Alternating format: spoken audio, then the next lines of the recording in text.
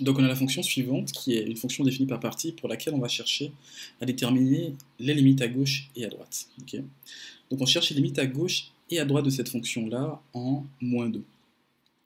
Ok. Donc pour ce faire, on va regarder la fonction. On va regarder en fait quelle est la fonction à gauche de -2 et quelle est la fonction à droite de -2. Donc f de x est défini par x au carré à gauche de -2 et elle est définie par x à droite de -2. Donc c'est-à-dire que si on cherche la limite à gauche de f de x, donc la limite lorsque x tend vers -2 moins de f de x, en fait la fonction qu'on va utiliser ici c'est la fonction qui est définie à gauche, donc ça sera la fonction x au carré. Donc on va évaluer la limite lorsque x tend vers -2 moins 2 x au carré. Voilà. Donc si on évalue la limite lorsque x tend vers -2 moins 2 x au carré, qu'est-ce que ça nous donne? On remplace ici la valeur de -2 dans la fonction ici. On obtient -2 au carré et ça nous donne 4. Donc ça veut dire que la limite à gauche de f de x est égale à 4.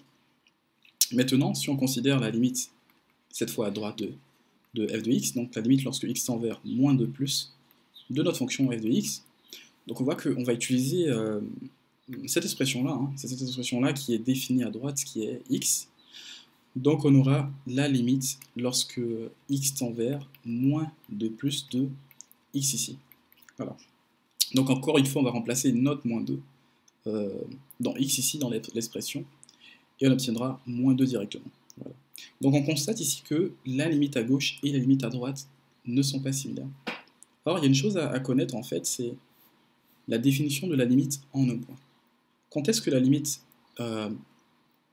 d'une fonction en un point est définie? Donc la limite en un point A est définie lorsque la limite de x en a moins d'une fonction est égale encore à la limite lorsque x tend vers a plus de cette même fonction. Donc la limite d'une fonction en un point A est définie lorsque la limite à gauche et à droite est égale à la même chose. Mais ici on voit que la limite à gauche et à droite sont différentes. Donc ça veut dire que notre fonction n'admet pas de limite en ce point. Donc notre fonction ici n'admet pas de limite en ce point.